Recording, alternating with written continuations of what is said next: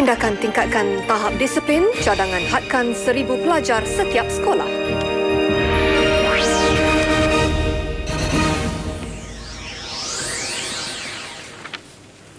Assalamualaikum dan salam sejahtera. Antara yang menarik buletin utama 14 Jun, kenaikan harga roti menyalahi undang-undang. Usaha jimatkan air, pejabat dan bangunan kerajaan diarah pasang sistem tandas 2 pam. Sebelum itu, kita ikuti dulu berita utama bersama Suhaimi Ahmad. Malaysia perlu mempunyai keupayaan mengeluarkan bahan komponen otomotifnya sendiri jika mahu memastikan negara mampu bersaing, terutama dari segi kualiti dan harga. Perdana Menteri Datuk Seri Dr. Mahathir Mohamad berkata, untuk tujuan itu kerajaan mempunyai rancangan membangunkan industri kecil dan sederhana tempatan bagi menggalakkan industri vendor pembuatan komponen terutama yang membabitkan usahawan Bumiputera. Dengan adanya kumpulan menengah ini yang mengeluarkan bahan-bahan sebagai vendors kepada perusahaan otomotif, maka kita akan mencapai 2 tujuan. Yang pertamanya ialah untuk mewujudkan lebih banyak Bumiputera dalam bidang SMI, dan yang keduanya dapat mengurangkan kos kereta nasional kita. Inilah hasrat kerajaan yang berpendapat bahawa pencapaian kita sehingga kini tidak memuaskan dan kita perlu meneruskan usaha untuk membangunkan semua kaum di negara kita ini dan menentukan agihan kekayaan negara kita ini adalah seksama antara kaum-kaum. Menurut Perdana Menteri, tumpuan diberikan kepada Bumiputera kerana kerajaan mendapati bilangan golongan menengah Bumiputera masih kurang. Beliau berucap merasmikan pelancaran Perodua Kenari model keempat keluaran perusahaan automobil kedua nasional di ibu negara siang tadi. Negara katanya, walaupun mampu mengeluarkan komponen sendiri, jumlahnya kecil. Malah ada komponen yang dibangunkannya menggunakan bahan yang terpaksa diimport dari luar negara. Justru dengan keupayaan mengeluarkan komponen sendiri, kos pengeluaran kereta dapat dikurangkan. Kita tahu bahawa pada tahun 2003 ataupun selewat-lewatnya 2005, AFTA akan diterima oleh semua negara-negara ASEAN. Bermakna bahawa cukai yang tinggi yang dikenakan kepada kereta-kereta yang diimport terpaksa dikurangkan. Dengan itu, kereta yang diimport akan menjadi murah dan dapat bersaing dengan kereta buatan kita sendiri. Perodua Kenari adalah kenderaan pelbagai guna MPV pertama negara. Ia adalah model keempat keluaran Perodua selepas model Kancil, Rusa dan Kembara. Ia mempunyai 3 versi, iaitu 1 liter Standard EX, 1 liter Deluxe GX dan 1 liter Automatic Easy. Kenari juga boleh diperolehi sama ada dalam warna cat padu atau metalik. Antara warna yang ditawarkan ialah putih kristal, merah bunga raya, biru cyber, hijau elegan, ungu prisma dan biru harmoni. Harga jualannya adalah antara RM37,000 dan RM42,000. Model Kenari merangkumi semua ciri keselamatan yang digariskan mengikut piawaian baru keselamatan pelanggan Standard Euro 2 1998. Perodua mensasarkan akan menjual 1,000 unit model Kenari sebulan menjelang akhir tahun ini. Tempahan dijangka meningkat di antara 1,200 dan 1,600 unit sebulan tahun depan. Bercakap pada sidang media kemudiannya, Datuk Seri Dr. Mahathir menjelaskan tumpuan kerajaan sekarang ialah dengan memberi latihan dan menyediakan kemudahan secukupnya. Bagaimanapun, beliau menegaskan usaha itu akan menjadi sia-sia jika pihak terbabit tidak serius dengan usaha itu. Semua ini kita sedang usaha untuk mengatasi, tetapi yang penting sekali ialah mereka yang ingin masuk dalam bidang ini mestilah serius. Bukan ingat kata sambil nak tunggu kerja lain, tak apalah kita buat pilihan ini sikit. Untung tak apa, tak untung tak apalah, bukan duit kita pinjamnya duit, tak bayar. Itu attitude macam itu, sorry, we are going to lose. So we want serious people who wants to stay in the business and grow with the business, not someone who's using it as a stepping stone. Dalam pada itu, Datuk Seri Dr. Mahathir berkata, syarikat otomotif negara masih memerlukan bantuan kerajaan untuk bersaing dengan syarikat otomotif gergasi yang lebih maju. Menurutnya, sebagai syarikat kecil, Proton dan Pro2 masih kekurangan keupayaan terutama dari segi kelebihan kos pengeluaran yang rendah. No, I don't think they are well equipped. I think they need some help from the government. What we are being told is that we should have free trade and have the market will determine who will survive. If you're not strong enough, you die. That is the philosophy that we are hearing now.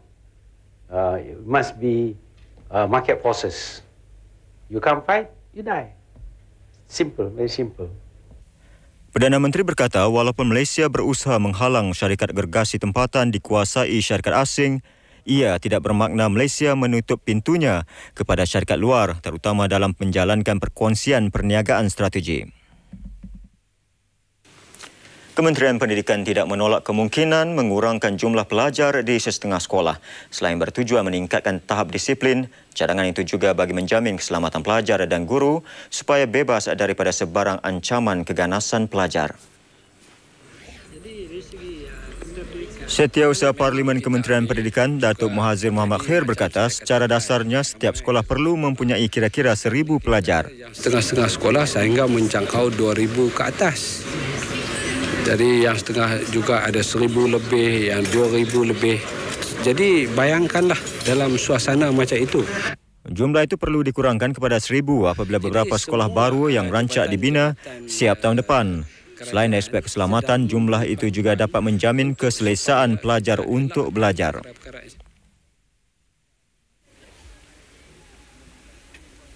Datuk Mahathir sebelum itu melawat Muhammad Fairuz Kamarudin, pelajar yang cedera akibat terkena bom petrol di Hospital Tengku Ampuan Rahimah, Klang. Bom itu dilontar oleh seorang pelajar lain ketika mangsa pelajar tingkatan 2 Sekolah Menengah Kebangsaan Pandamaran Jaya, Klang dalam perjalanan ke kantin sekolah. Mangsa melecur teruk di kedua-dua kakinya.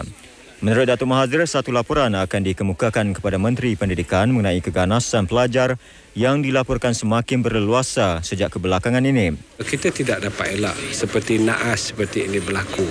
Memang saya juga tidak mengatakan bahawa kalau kita bercakap hari ini perkara ini tidak berlaku lagi, dan walau bagaimanapun kita tetap daripada pihak kementerian akan mencari jalan ataupun kita katakan kita mencari apakah punca-punca yang boleh membawa seperti ini.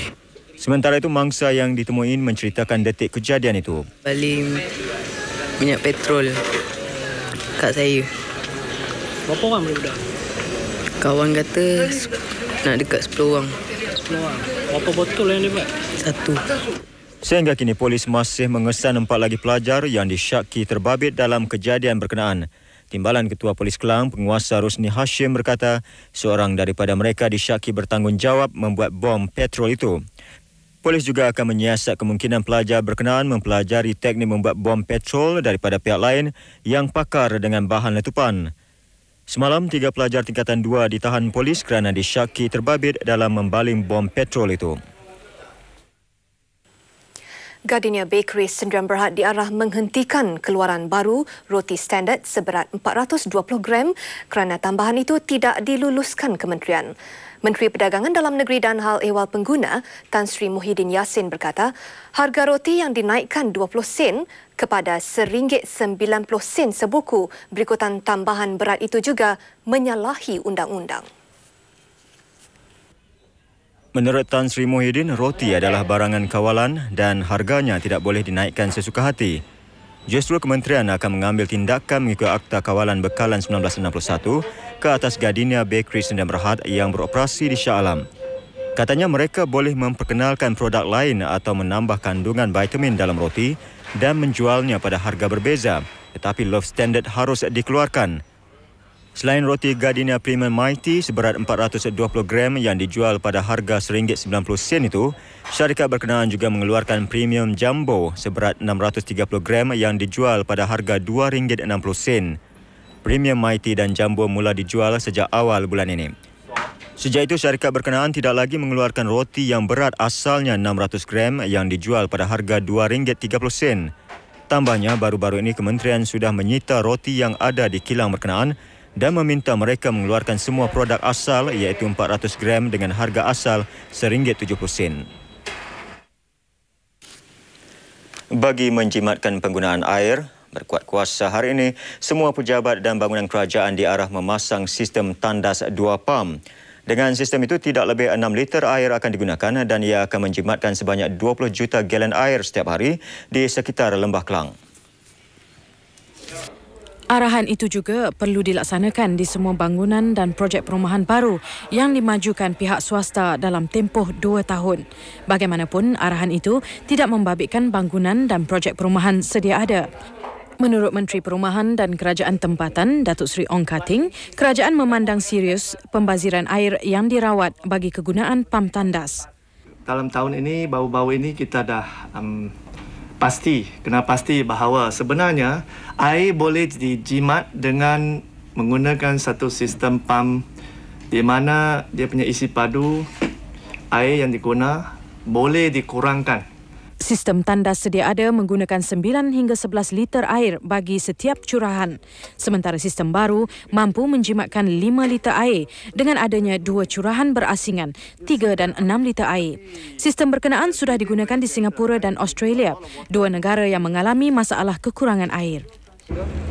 Dengan adanya sistem pam tandas ini, kerajaan berharap ianya akan memberi kesedaran kepada masyarakat tentang pembaziran air serta kesan negatifnya kepada negara bagi jangka masa yang panjang. Maria Teguh Sabri, Buletin Utama, TV3.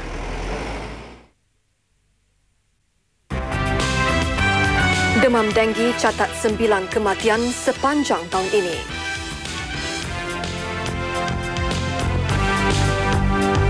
Kumpulan perompak geng Rolex tumpas.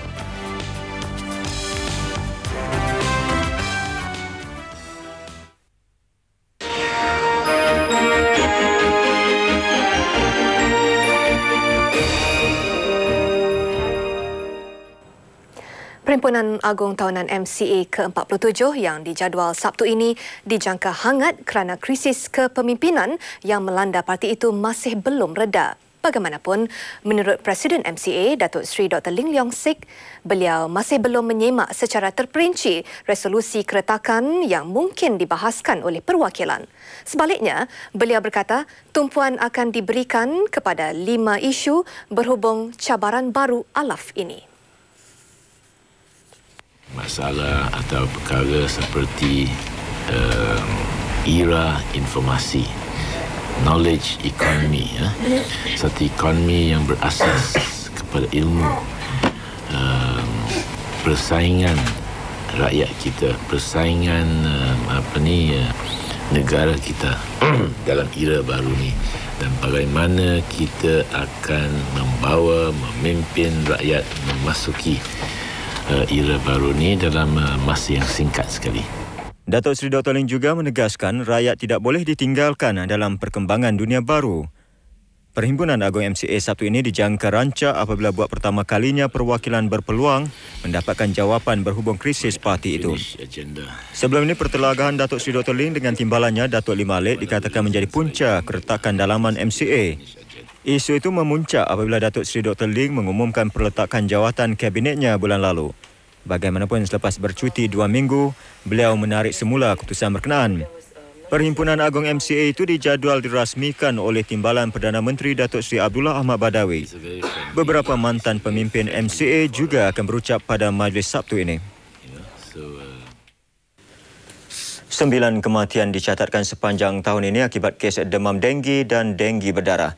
Bagaimanapun, jumlah kes berkenaan berkurangan secara mendadak berikutan keberkesanan kempen kebersihan kebangsaan dan anti nyamuk yang dilancarkan tahun lalu. Dan the figure pada tahun 1958 ada 27,380 kes denggi dan denggi hemorrhagic fever. Pada tahun lalu, penghujung tahun lalu, selepas kita melancarkan kempen tersebut, hanya 9,947 kes dengue hemorrhagic fever.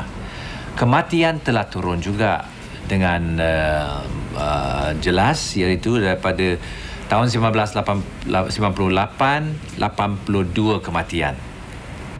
Datuk Chua berkata kejayaan kempen itu adalah hasil kerjasama agensi kerajaan pada semua peringkat serta pembabitan orang ramai. Menurut beliau, sehingga 10 Jun tahun ini, lebih 2,500 kes denggi dikesan berbanding 6,000 kes pada tempoh yang sama tahun lalu. Jumlah itu adalah pengurangan sebanyak 57%. Jumlah kematian dalam tempoh 6 bulan pertama tahun lalu berkurangan dari 15 kes kepada 9 kes tahun ini. Datuk Chua berkata setakat ini 1.8 juta premis diperiksa. Lebih 8,000 kompaun dan lebih 4,600 notis amaran juga dikeluarkan.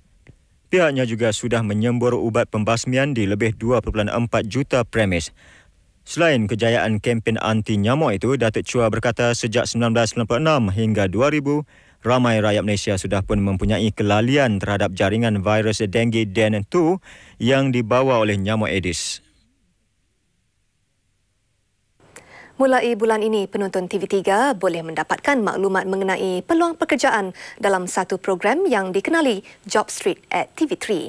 Program berbentuk informasi itu akan disiarkan selama 1 jam dari Isnin hingga Jumaat bermula jam 8.30 pagi. Siang tadi berlangsung majlis menandatangani memorandum persefahaman antara Sistem Televisyen Malaysia Berhad TV3 dengan Jobstreet.com, sebuah syarikat pencari kerja talian terus. TV3 diwakili Pengurus Besar Kanan Perkhidmatan Korporat Samir Ghafur, manakala Jobstreet.com oleh Ketua Pegawai Eksekutifnya Mark Cheng. Turut hadir pengarah urusan TV3 Hisham Abdul Rahman. Menurut Hisham, usaha ini satu pendekatan baru berdasarkan perkongsian bijak bagi memudahkan orang ramai mendapat kemudahan selain internet. Naib Presiden Pemasaran Jobstreet.com, Malik Ali, pula berkata TV3 dipilih kerana mempunyai bilangan penonton paling ramai di negara ini. Beliau yakin pihaknya dapat memberi perkhidmatan terbaik, terutama kepada mereka yang mencari kerja. Jobstreet.com mengendalikan talian terus melalui hyperlink jobstreet.com. Ia mempunyai 200,000 keahlian dan mampu menarik 1,500,000 peluang pekerjaan sebulan. Industri pembuatan dan pembangunan perisian permainan adalah antara sektor berteknologi tinggi yang sedang pesat membangun. Ia terbukti menerusi jualan sebanyak 88.08 juta ringgit di seluruh dunia tahun lalu. Berdasarkan perkembangan itu, Game Brains Sdn Bhd, syarikat pemaju perisian permainan utama di negara ini, yakin pasaran ekspornya akan terus kukuh pada masa akan datang. Menurut pengarah urusan Game Brains Sdn Bhd, Brad Bibi, sebagai pemaju perisian permainan, Game Brains tidak terbabit dalam kegiatan pemasaran dan jualan. Syarikat tempatan ini hanya membangunkan dan memantapkan perisian permainan sedia ada. Game development is almost 100% research and development for profit. So in game development, we're very good at doing the research and figuring out how to turn that into useful technology. So for all these reasons, the industry is very healthy, very thriving. It's growing like crazy. Sehingga kini ia berjaya mendapat tempahan dari beberapa syarikat utama industri berkenaan untuk membangunkan beberapa permainan baru termasuk Sony dan Microsoft. Antara yang terkenal adalah PlayStation 2 untuk Sony, Dolphin untuk Nintendo, Xbox untuk Microsoft, Dreamcast untuk Sega, selain memantapkan games Boy Advance untuk Nintendo. Menurut Bibi, syarikatnya memerlukan masa sehingga 2 tahun untuk menghasilkan sesebuah permainan. Secara am, setiap permainan memerlukan modal sehingga 8 juta ringgit. Apa yang menarik, semua perisiannya dihasilkan sepenuhnya oleh tenaga tempatan. Bagaimanapun perisian Game Brains hanya dijual di pasaran antarabangsa, termasuk Amerika Syarikat, Eropah dan Jepun. Ketika ini, Game Brains sedang membangunkan perisian permainan Buffy the Vampire Slayer dan Army Man yang dijangka popular. Harga saham di Bursa Saham Kuala Lumpur ditutup lebih rendah dalam dagangan lembap berikutan sikap berhati-hati pelabur menjelang cuti umum esok. Indeks komposit susut 3.33 mata untuk ditutup kepada 862.12. Indeks perusahaan naik 0.89 mata kepada 1,513.69. Sejumlah 89.527 juta saham bernilai 403.146 juta ringgit diniagakan.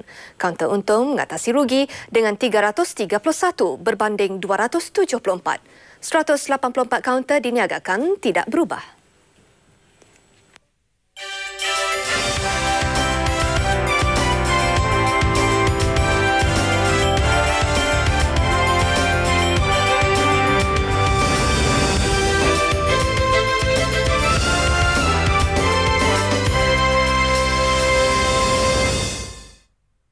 Dan di pasaran tukaran asing, ringgit ditutup bercampur-campur berbanding beberapa mata wang utama dunia.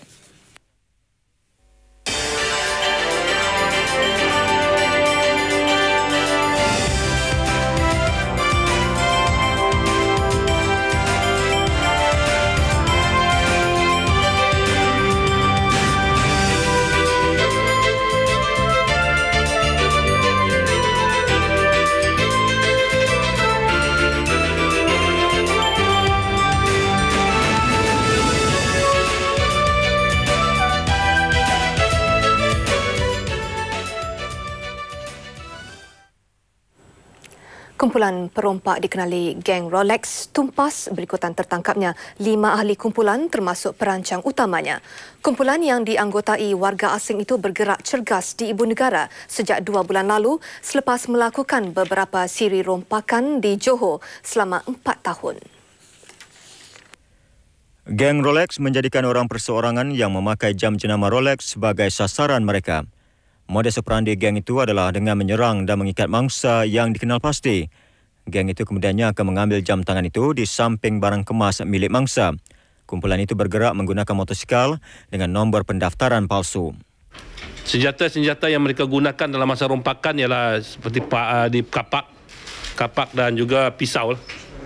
Pisau Rambo, pisau Rambo seperti ini. So dan kita setakat ni telah berjaya merampas jam Rolex yang bernilai lebih kurang dalam 170,000. Dengan tangkapan anggota kumpulan itu, polis berjaya menyelesaikan 28 kes di Johor dan 7 lagi di ibu negara. Polis meminta mangsa rompakan supaya datang ke Balai Polis dan Wangi bagi membuat pengecaman jam tangan mereka. Di Ceras, satu kumpulan peras ugut dan samun berjaya dilumpuhkan berikutan tertangkapnya 3 lelaki dipercayai anggota kumpulan itu petang semalam. Kumpulan itu sering menjadikan stesen minyak, kedai video dan kedai menjual nombor ekor sasaran. Menurut Ketua Polis Daerah Ceras, Penolong Pesuruhjaya Ali Hanafiah, seorang pengurus syarikat pembinaan diikat dan diperas ugut sebanyak RM50,000 oleh 2 lelaki bersenjatakan pistol dan pisau pagi semalam. Mangsa bagaimanapun berjaya melepaskan diri ketika penjenayah pergi menunaikan cek di sebuah bank. Hasil maklumat mangsa, polis menangkap 2 lelaki berkenaan di sebuah stesen minyak di Jalan Sungai Besi. Polis kemudiannya menahan seorang lelaki di Salak Selatan Baru dan merampas sepucuk pistol jenis Carl Walter. Kita akan berganding bahu dengan cawangan jenayah berat Ibu Pejabat Polis Kuala Lumpur untuk membuat follow up untuk mengesan lagi 3 butir peluru .38 ini di mana dianya dan daripada mana pistol ini diperolehi. Seorang pendatang tanpa izin dipercayai rakyat Pakistan ditembak mati dalam operasi bersepadu Unit Pencegah Penyeludupan UPP dan polis di Jambatan Jenderal Kampung Kusial, Tanah Merah pagi tadi. Ketua Polis Daerah Tanah Merah, Penolong Penguasa Roslan Ahmad berkata, lelaki itu ditembak apabila mangsa cuba melarikan diri daripada pihak polis. Ketika kejadian, mangsa bersama 5 rakannya berada dalam sebuah kenderaan dalam perjalanan ke Kuala Lumpur. Seorang daripada rakan lelaki itu dijumpai bersembunyi dalam bonet kereta berkenaan. Bagaimanapun, apabila tiba di tempat pemeriksaan, polis mangsa dikatakan keluar dari kenderaan dan melarikan diri ke belukar berhampiran. Meskipun diberi amaran supaya berhenti, mangsa terus melarikan diri dan tidak menghiraukan amaran yang diberikan. Seorang anggota unit itu melepaskan tembakan yang terkena dada mangsa. Mangsa yang cedera teruk mati di tempat kejadian. Mayatnya kemudian dibawa ke Hospital Tanah Merah. Polis juga tidak menjumpai sebarang dokumen perjalanan sah di sisi mayat. 5 lagi rakan mangsa kini ditahan di Balai Polis Tanah Merah untuk siasatan lanjut. Jabatan Pengangkutan Jalan JPJ melancarkan operasi sedar di seluruh negara bermula semalam bagi memberi kesedaran di kalangan pengguna jalan raya. Ketua Pengarah JPJ, Datuk Muhammad Syahar Siddiq berkata, operasi itu disertai pegawai Badan Pencegah Rasuah BPR. Operasi besar-besaran itu turut membabitkan 1,800 pegawai dan anggota JPJ dilancarkan sehingga hujung bulan ini. Dan serentak dengan pelancaran ops sedar itu, JPJ Sabah menetapkan setiap Rabu mulai minggu ini untuk orang ramai merayu bagi meringankan kadar kompaun yang dikenakan terhadap mereka. Bagaimanapun, kesalahan yang boleh dikemukakan untuk rayuan ialah kesalahan yang tidak mendatangkan bahaya kepada pengguna jalan raya lain. Rayuan mengurangkan kompaun pula hanya akan dipertimbangkan jika mereka yang terbabit datang sendiri ke pejabat JPJ. Umpamanya memotong di garisan kembar. Ini boleh, kesalahan ini boleh menimbulkan bahaya kepada orang lain. Boleh menyebabkan kemalangan. Jadi jenis-jenis kesalahan ini memang amat sukar bagi saya menimbangkan rayuan kompaunnya. Dan juga kesalahan Perkembangan tebusan sipadan, kerajaan Filipina putuskan hubungan dengan penculik.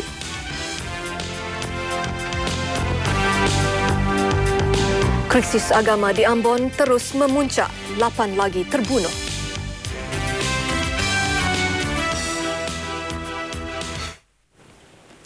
Kerajaan Filipina bertindak memutuskan semua bentuk hubungan dengan penculik yang menahan 21 tebusan sipadan. Tindakan itu berikutan desas-desus adanya komplot untuk membunuh perunding kanan kerajaan. Ketua Perunding Kerajaan, Roberto Aventado, kembali ke Manila minggu ini setelah Presiden Joseph Estrada menggantung rundingan rasmi dengan penculik. Estrada mengenakan penggantungan itu setelah penculik mengemukakan tuntutan baru yang tidak munasabah. Antara tuntutan baru penculik ialah menggugurkan Aventado dan mengembalikan Sabah ke bawah pemerintahan pemimpin Islam Filipina. Tuntutan itu dianggap akan mencetuskan semula perebutan wilayah kedua-dua negara, seterusnya mengeruhkan hubungan Manila-Kuala Lumpur. Hubungan kedua-dua negara berjaya diperbaiki menerusi perjanjian persefahaman pada awal 1990-an dalam usaha mempertingkatkan kerjasama ekonomi. Menteri Luar Filipina, Domingo Siazon, yang diminta mengulas penggantungan itu berkata ia berikutan kurangnya persepakatan di antara kelima-lima pemimpin kumpulan penculik dalam membuat sebarang tuntutan. Gubernur Sulu, Abdul Sakur Tan, juga mengarahkan wakilnya menggantung rundingan dengan penculik sehingga kepulangannya dari Manila. Di Ambon, Indonesia, 8 orang terbunuh termasuk 2 anggota polis lepas berlaku pertempuran antara penduduk Islam dan Kristian di perkampungan Hatif Kecil. 7 lagi cedera parah dengan seorang tenat di hospital kerajaan di bandar itu. Menurut doktor di Hospital Tentera Laut, Lieutenant Janto, kedua-dua pegawai polis itu terbunuh akibat terkena tembakan berikutan terdapat 2 kesan peluru di badan mangsa. Sehubungan dengan keganasan ini, pihak berkuasa Indonesia mengerah pasukan tentera berkenderaan perisai bagi mengawal keadaan. Kumpulan perusuh berkenaan menyerang menggunakan panah dan lembing. Sehingga kini lebih 2,000 penduduk Ambon, majoriti Islam, menjadi korban krisis agama di wilayah yang sebilangan besar penduduknya Kristian. Presiden Korea Selatan Kim Dae-jung dan pemimpin Korea Utara Kim Jong-il memulakan rundingan damai pusingan kedua di Pyongyang hari ini. Rundingan bermula jam 3 petang tadi waktu tempatan di Rumah Tetamu Negara Baekgwon. Perbincangan mencakupi kerjasama ekonomi dan penyatuan semula keluarga yang terpisah sejak 50 tahun lalu akibat Perang Korea. Presiden Kim dijangka menjemput Kim Jong-il menghadiri persidangan kedua di Seoul dalam usaha memperbaiki hubungan kedua-dua negara, seterusnya mengadakan dialog terbuka di peringkat kerajaan. Kedua-dua pemimpin juga dijangka menyentuh kerjasama ekonomi secara lebih terperinci bagaimana Seoul dapat membantu Pyongyang membangunkan semula kemudahan prasarananya. Pyongyang berharap kerjasama dengan Seoul akan dapat mengurangkan beban krisis makanan meruncing yang dihadapi rakyatnya dan pemulihan ekonomi yang semakin merudum. 3 orang awam terbunuh manakala 7 yang lain cedera apabila seorang penyerang berani mati meletupkan diri di ibu kota Colombo, Sri Lanka. Serangan seumpama itu adalah yang kedua di Colombo dalam tempoh seminggu. Polis percaya sasaran sebenar serangan ialah sebuah kenderaan tentera udara yang dalam perjalanan dari pangkalan mereka di Katunayake ke ibu kota Colombo. Penyerang berani mati itu yang berjalan kaki cuba menghampiri kenderaan tentera namun terhalang berikutan kehadiran seorang penunggang basikal. Letupan mengakibatkan anggota badan penyerang itu berkecai dan serpihan cermin kaca bertaburan di kawasan kejadian. Rabu lalu 23 orang terbunuh termasuk seorang menteri kabinet dalam serangan bom berani mati ketika upacara sambutan Hari Pahlawan. Serangan dipercayai didalangi pemberontak Tamil Ilam LTTE. LTTE memperjuangkan wilayah otonomi untuk puak minoriti Tamil di utara dan timur Sri Lanka sejak 1983. Di wilayah selatan Chiapas, Meksiko, 7 anggota polis terkorban sementara 2 lagi parah dalam serangan hendap yang dilancarkan kumpulan pemberontak. Ketika kejadian, anggota polis terbabit sedang melakukan rondaan di antara bandar Lagunas dan El Bosque. Mereka diserang sekumpulan lelaki bersenjata yang tidak dikenali. Chiapas, antara daerah termiskin di Meksiko, diisytihar dalam keadaan tegang berikutan pemberontakan Tentera Pembebasan Kebangsaan Zapatista (EZLN) sejak 1994. EZLN memperjuangkan hak 10 juta masyarakat pribumi Indian Meksiko. Rundingan damai antara kerajaan dan pemberontak menghadapi jalan buntu pada 1996.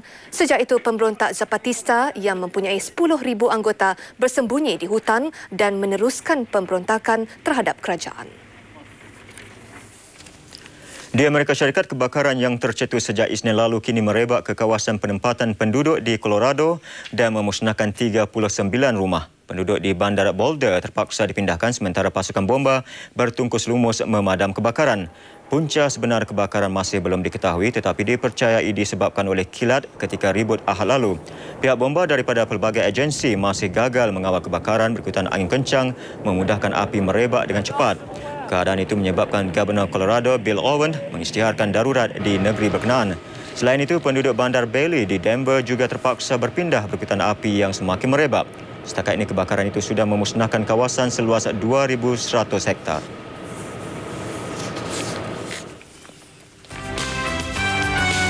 Kejutan Norway pada Euro 2000. Laporan sukan bersama Dahlan Makmur seketika nanti. Salam sejahtera. Bola sepak Euro 2000. Semua 16 pasukan kini telah mengharungi perlawanan pertama bagi kumpulan masing-masing. Spanyol yang diletakkan pilihan kumpulan C bagaikan sukar memikul gelaran apabila dikejutkan Norway 1-0. Sememangnya Spanyol yang diperkuatkan pemain dari kelab terkemuka Eropah dianggap bukan lawan Norway. Pada satu lagi saingan kumpulan C menyaksikan pertemuan dua pasukan Balkan Yugoslavia menentang Slovenia. Yugoslavia terselamat daripada kejutan Slovenia apabila mengikat kedudukan 3-3 selepas ketinggalan 0-3. Penampilan pertama Slovenia nyata memberi kesan. Pada minit ke-23, Zlatko Zahovic menyempurnakan hantaran Amir Karic untuk meletakkan pasukannya di depan. Penguasaan Slovenia berterusan. Itali yang mengalami masalah dalam percaturan penurunan kesebelasan utama pemain mereka ditimpa malang lagi. Kali ini ketua pasukan Paolo Maldini pula mengalami kecederaan menjelang pertemuan menentang Belgium besok. Maldini, 31 tahun, mengalami kecederaan ketika menjalani latihan di Gilles, Belgium. Menurut doktor pasukan, peluang dia beraksi menentang Belgium agak tipis. Bagaimanapun, jurulatih Dino Zoff tetap yakin dengan kemampuan Maldini untuk diturunkan pada pertemuan kedua Itali esok. Zoff juga yakin capaian pasukannya yang hanya tewas 3 kali kepada Belgium sepanjang 18 perlawanan. Bagaimanapun, Zoff tetap waspada kejayaan Belgium mengatasi Sweden 2-1 pada perlawanan pembukaan. Sebagai langkah berjaga-jaga, Zoff mungkin menyenaraikan Mark Giuliano sebagai pengganti Maldini. Alessandro Del Piero yang cuma beraksi sebagai pemain gantian pada perlawanan pertama juga dijangka membarisi kesebelasan utama. nyata puas hati dengan persembahan pasukan kesayangan mereka. Portugal yang mendapat jolokan Brazil Eropah menampilkan permainan menarik untuk bangkit selepas ketinggalan 0-2. Di sebalik kerancakan perlawanan, pihak berkuasa Belanda juga lega kerana keadaan terkawal. Penyokong England yang terkenal liar bagaikan menerima kekalahan pasukan mereka kepada Portugal yang lebih handal.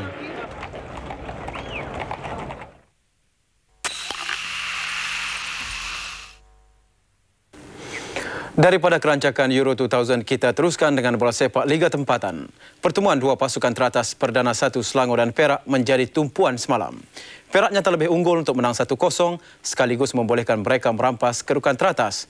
Di Bandar Seri Begawan, Brunei mencatat kemenangan pertama musim ini apabila mengalahkan Sabah 1-0. Sarawak pula mengetepikan Pulau Pinang di Stadium Sarawak 1-0. Juara Piala FA Terengganu kebal di gelanggang sendiri mengalahkan Negeri Sembilan 2-1. Di Stadium Utama Kanga, Perlis kecewa di gelanggang sendiri tumpas 3-4 kepada Pahang. Manakala Kuala Lumpur menempaskan Johor 2-1. Stadium Perak dibanjiri hampir 30,000 penonton menyaksikan pertarungan merebut takhta Liga. Awal babak pertama menyaksikan Perak lebih banyak mengasak tetapi dihampakan oleh kekebalan benteng lawan. Namun gol tunggal perlawanan hadir pada minit ke-12. Gol jaringan Khalid Jamlus yang menerima hantaran lintang Liu Kit Kong sudah cukup merebahkan Selangor. Dengan kemenangan ini, Perak merampas takhta kedudukan dengan mengumpul 24 mata, diikuti Selangor dengan 22 mata.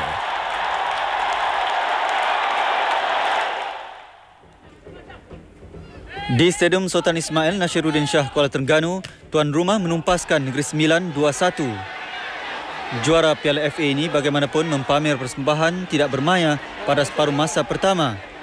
Kealpaan barisan pertahanan menyaksikan Terengganu ketinggalan pada minit ke-29, gol jaringan Syahrizam Muhammad.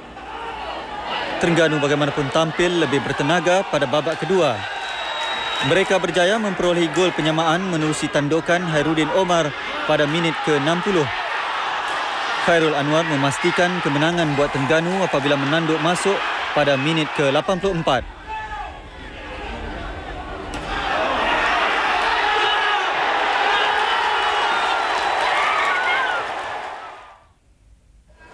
Di Stadium Bola Sepak Kuala Lumpur KLFA, tuan rumah mencatat kemenangan ketiga apabila menumpaskan Johor 2-1. Di label pasukan bermasalah, Kuala Lumpur cemas memulakan awal babak pertama. Dibimbing jurulatih sementara Lim Kin Lian yang menggantikan Makzan Mat Aris yang meletak jawatan, Kuala Lumpur ketinggalan pada minit ke-6. Gol jaringan ketua pasukan Johor Rizal Sukiman. Meskipun menggandakan asakan, Johor terlepas beberapa peluang menambah jaringan. Kesempatan itu digunakan Kuala Lumpur untuk menyamakan kedudukan pada minit ke-17 menerusi Yuzaiman Zahari. Hasrat penonton menyaksikan saingan sengit pada separuh masa kedua tidak kesampaian. Hanya pada minit ke-87 penyokong tuan rumah ceria kembali apabila Kuala Lumpur dihadiahkan sepakan penalti setelah pertahanan Johor Asri Buniran menjatuhkan Nizaruddin Yusof. S. Jaya Prakash mudah merembat masuk untuk gol kemenangan Kuala Lumpur. Di Stadium Negeri Petrajaya Kuching, Sarawak menang tipis 1-0 ke atas Pulau Pinang. Tuan rumah yang turun tanpa dua tonggak pertahanan Zaidil Sakub dan Dahlan Matusin nyata tampil hambar. Ketiadaan mereka menyaksikan tuan rumah bekerja keras menyerap tekanan lawan. Bagaimanapun kehadiran ketua pasukan Ali Syafi'i daripada pergantungan satu perlawanan mengimbangi penguasaan pelawat. Malah jaringan Ali seminit sebelum babak pertama tamat sudah memadai buat Sarawak memastikan 3 mata berharga. Di Stadium Utama Kangar, Perlis gagal menggunakan kesempatan beraksi di gelanggang sendiri apabila tumpas 4-3 di tangan Pahang. Pahang tidak menunggu lama untuk di depan menerusi jaringan Syahrin Majid pada minit ke-3. Perlis bagaimanapun menyamakan kedudukan menerusi Rosmin Musa pada minit ke-9. 5 minit sebelum tamat babak pertama, Perlis memperolehi gol kedua jaringan Rizwan Abu Shah. Separuh masa kedua, Syahrin terus cemerlang apabila menyamakan kedudukan menerusi gol minit ke-73. Perlawanan tambah menarik apabila Pahang memperolehi gol ketiga menerusi Ahmad Syahrudin Rosli pada minit ke-75. Namun Perlis sekali lagi mengikat kedudukan menerusi jaringan Jishan Mugam pada minit ke-88. Syarin muncul wira Pahang apabila melakukan hat-trick sekaligus gol keempat Pahang pada minit akhir permainan.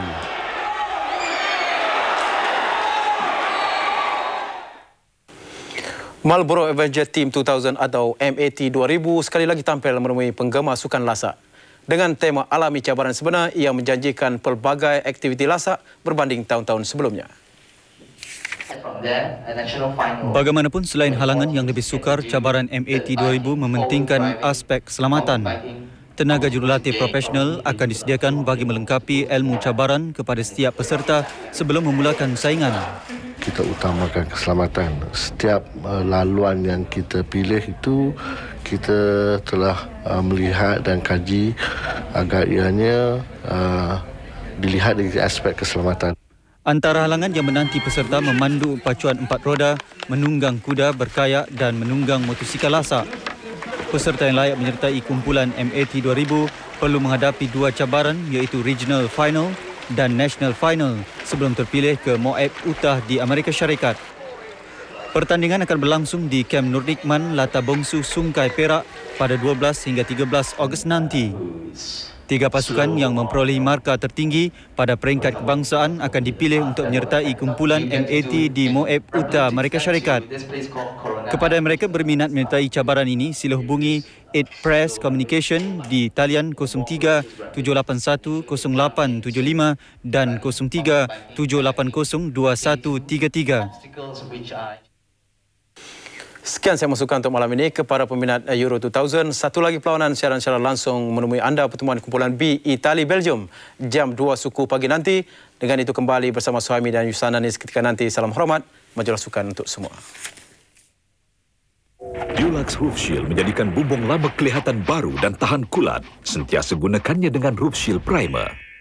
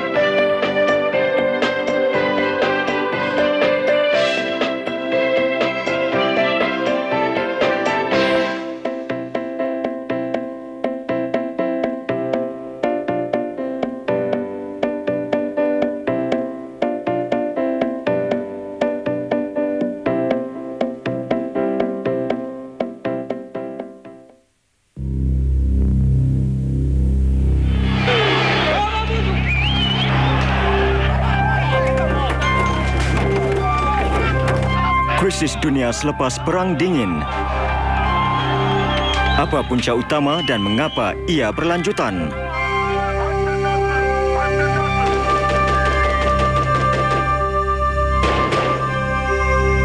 Jendela Dunia.